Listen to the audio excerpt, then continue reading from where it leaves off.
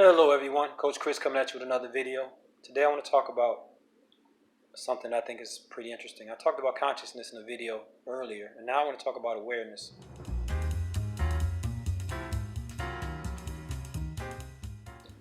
I think that the difference between consciousness and awareness is important. It's an important distinction to make, but let's start with consciousness so we can describe how awareness applies to that. Consciousness is our sense of being. I think is a part of us, our higher self. It connects us to our higher self, our soul, our spirit. And it's just a part of us that recognize that we exist or is our existence.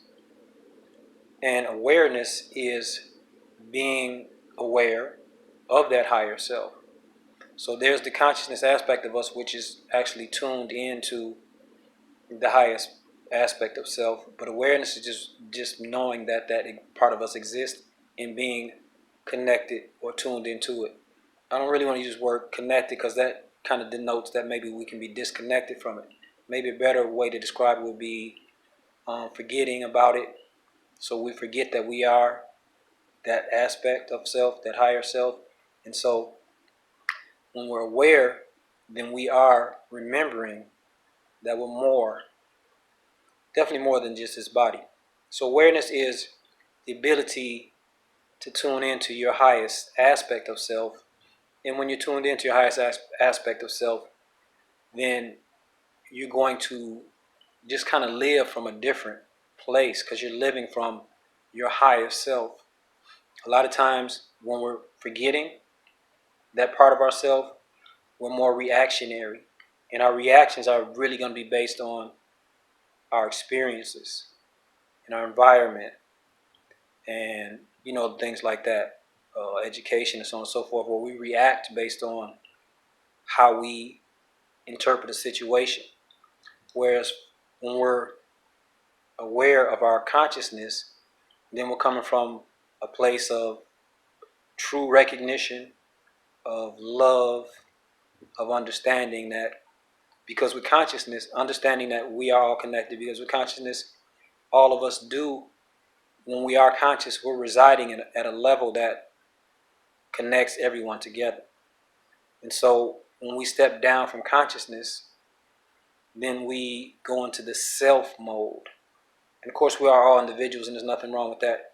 But consciousness, awareness of consciousness allows us to recognize that we all are connected. And so what we say or do to someone else, we're actually doing and saying to ourselves, because on that higher level, we are all tuned in or connected to each other. So awareness is the ability to recognize your consciousness and then to live from that place as much as possible. I think it's very challenging for anyone to stay tuned into their consciousness. But that's what meditation does. People like monks and priests and people that spend a lot of time Zen, mindfulness. These are all ways that we can be more awake and more remembering our conscious aspect and living from that place. But I think that consciousness, our remembrance of consciousness, it fluctuates. So sometimes we're tuned into it, and then sometimes we are not tuned into it. And that's, as I said, when we step down into the physical, mental mode.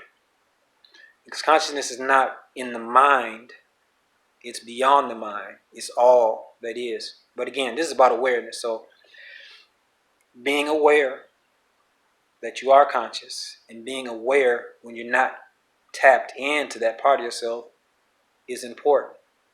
I think that when you're tapped into your consciousness, you're tapped to the highest aspect of yourself, and you will find a lot of answers and a lot of guidance and a lot of peace at that level.